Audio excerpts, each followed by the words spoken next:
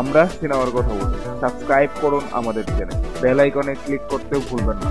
প্রযোজনা প্রতিষ্ঠান জাজ মাল্টিমিডিয়ার সকল ছবিগুলোর অন্যতম অগ্নি ও অগ্নি 2 এবার এই ছবির সিকুয়াল অগ্নি 3 নির্মাণের চূড়ান্ত ঘোষণা দিয়েছেন জাজের কর্ণধার আব্দুল আজিজ। প্রথম দুটি সিরিজের নায়িকা ছিলেন মাহিয়া মাহি। ছবি দুটিতে তার নায়ক ছিলেন প্রথমে আরেফিন শুভ, পরে কলকাতার ওম।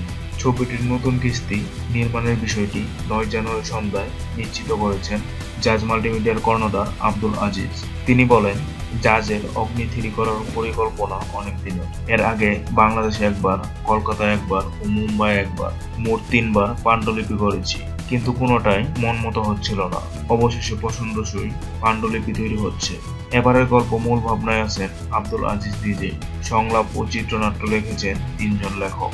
শোনা যাচ্ছে অগ্নি 3-তে নাম ভূমিকায় অভিনয় করবেন পরিমণি, বিপরীতে নায়ক থাকতে পারে রোশান। এই জুটিকে নিয়ে জাজ রক্ত ছবিটি নির্মাণ করেছিলেন। তবে আব্দুল আজিজ এখনই এই বিষয়ে মুখ খুলতে নারাজ। জাজের একটি ঘনিষ্ঠ সূত্রে জানা গেছে, অগ্নি 3 সিনেমায় মাহিয়া মাহির না থাকার সম্ভাবনাই বেশি। নায়ক রোশান ও নায়িকা হিসেবে পূজায় অভিনয় করার সম্ভাবনা আছে বলে জানা গেছে। ছবিটি পরিচালনাও করতে পারে রায়হান রাফি। সব মিলিয়ে কারা এই ছবিটির হাল ধরছেন জানার জন্য অপেক্ষা করতে হবে আরো কিছুদিন। অগ্নির ভূমিকায় আপনি কাকে দেখতে চান? কমেন্ট করে জানিয়ে দিন।